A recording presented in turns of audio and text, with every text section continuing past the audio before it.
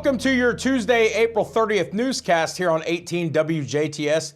Thank you so much for choosing 18 for your local news coverage this evening. I'm Jared Atkins reporting.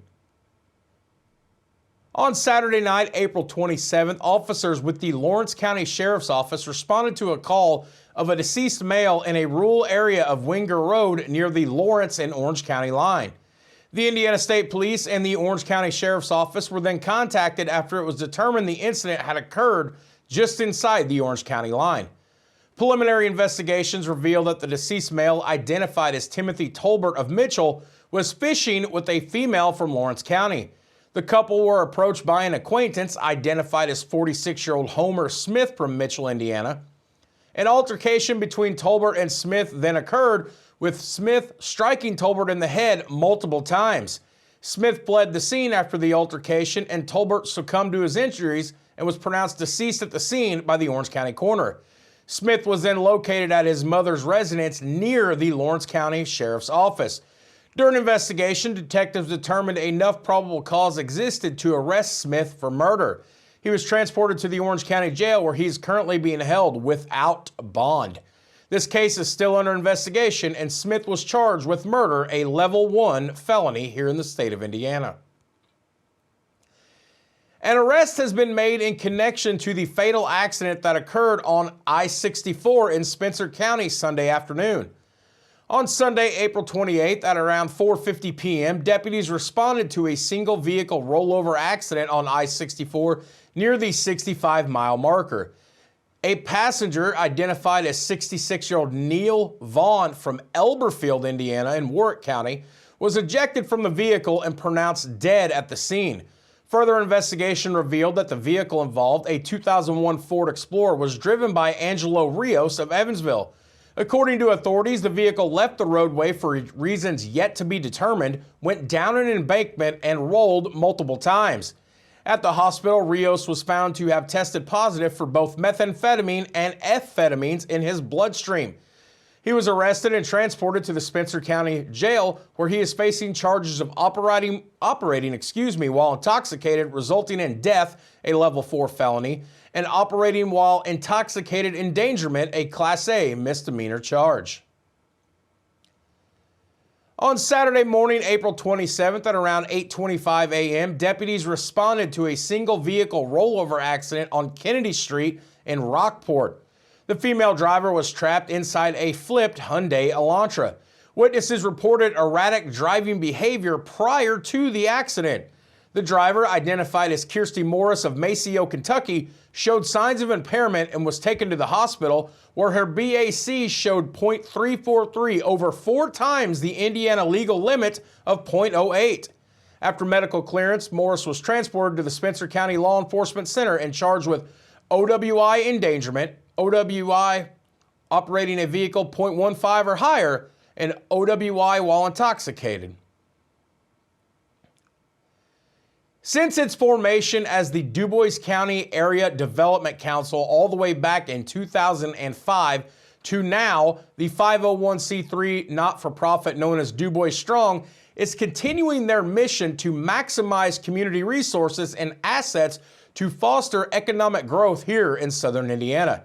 This 19-year-old organization, in their own words, offers specialized programs, tailored services, and keen business mentoring to support local business growth, while an abundance of skilled labor infrastructure, coast-to-coast logistics, and distribution make DuBois County advantageous for startups and relocations. If you are already lost by all that descriptive terminology, you're not alone. Ed Cole, the president of DuBois Strong, gives a simpler description of what DuBois Strong does and some examples of local programming they've provided over their tenure. So we do a wide variety of things. We focus on housing, we focus on entrepreneurship, we focus on transportation, which is somewhat of a new thing for us, and we also focus on childcare. So, and then we do some other things beyond that. We do the tour of opportunity, where we take 600 ninth graders and get them out to various businesses which match their career path out of all 4 county schools. Do it all in one day. Yes. And a half day. It's pretty intense. We do an Ag Summit in November where we bring in speakers from around the state to talk about ag issues, because ag is our main, I guess you want to call, bedrock industry here. So it's very important that we pay homage to them and also understand the issues that they're dealing with. More notably, back in January of this year, Du Bois Strong released their Du Bois County Housing Study, which not only looked at housing resources of the local area in past years, but explored strategies in which to grow the housing developments and adapt resources to better the community inside of Du Bois County. We want to be able to take that housing study and engage the community, engage builders, engage developers, engage the local government, and say, how can we make it better for people to build houses here? Is it changes in zoning? Is it looking at infill houses tearing down an old house and putting a new house up with infill? There's a lot of things you can do with housing other than just go, well, okay, we need apartments, we need now new houses. Du Bois Strong held their 2024 annual meeting this past week at the Tim Clark Cultural Center here in Jasper. They host this annual meeting to not only celebrate their yearly achievements, but to thank their investors who make their work possible. Du Bois Strong is currently supported in their ever-evolving mission by over 100 public and private investors, along with multiple partners. Du Bois Strong is located at 961 College Avenue here in Jasper. For more information, please visit DuBoisStrong.com. Excitement brews as the Va Benet Film Challenge announces its comeback, showcasing the creative prowess of high school filmmakers. With submissions pouring in from 4 different local high schools, Jasper, Southridge, Springs Valley, and Pike Central, the challenge has received widespread attention. 10 submissions have been meticulously crafted over a 2-week period, each vying for recognition as well as acclaim. Judged by a distinguished panel comprising 6 industry professionals, the challenge witnessed a diverse array of cinematic expressions. The quality as well as ingenuity displayed in this year's films have left organizers impressed, setting the stage for a celebration of the students' dedication and talent. To honor the filmmakers' hard work, the Tim Clark Cultural Center will host a special screening this Thursday, May the 2nd. The selected films will take center stage, offering audiences a glimpse into the emerging voices of Indiana's filmmaking landscape. All students age 18 or under will be granted complimentary access. Adult tickets are priced at just $10, reflecting the commitment to fostering community involvement. The link to purchase tickets can be found on our website over at WJTS.tv. The town of Shoals, in collaboration with the historic Shoals River District, is making strides to infuse $10,000 of creativity into the community. They are actively pursuing a grant aimed at integrating arts and culture into the fabric of Shoals. To kickstart this initiative, they are inviting community members and creatives to a brainstorming session aimed at generating ideas for incorporating art into various aspects of the town, with a particular focus on the Overlook Park, often referred to as the gateway to Shoals. The meeting, scheduled for May 6 at 6 p.m. at the Shoals Overlook Park, aims to gather input from residents and artists alike on how to best utilize the grant funds. Discussions will revolve around improving Overlook Park and finding innovative ways to showcase art throughout the community. The Jasper Chamber has announced they are holding a ribbon cutting to welcome a new restaurant to Jasper. This restaurant, called Rice and Spice Punjabi Cuisine, is located at 314 Newton Street here in Jasper and offers Indian and Punjabi foods.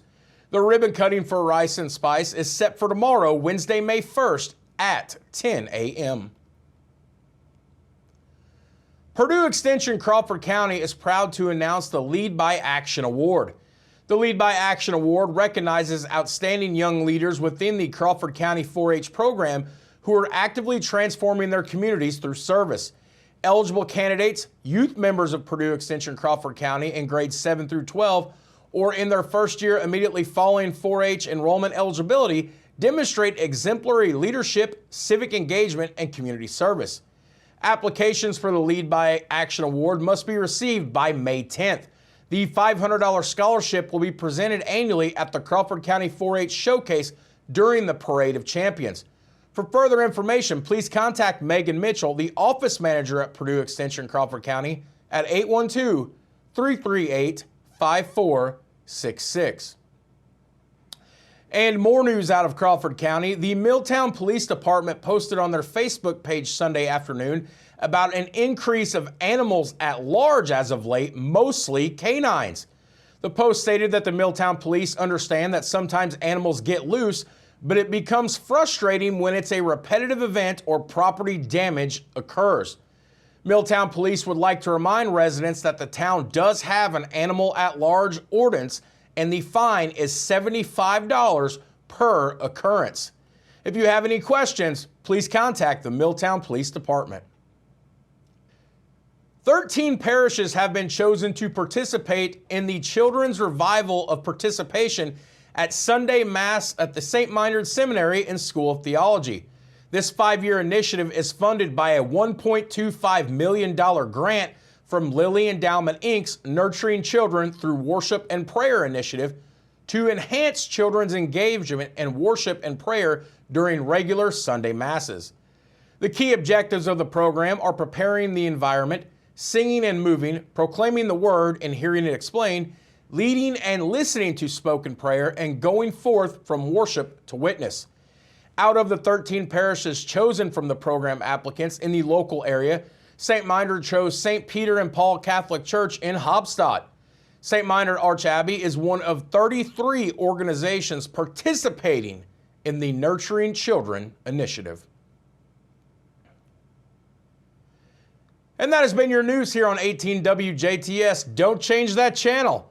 We will head out to the Humane Society next, where I met some energetic and playful kittens, followed by our 18 WJTS weather check. We will be right back.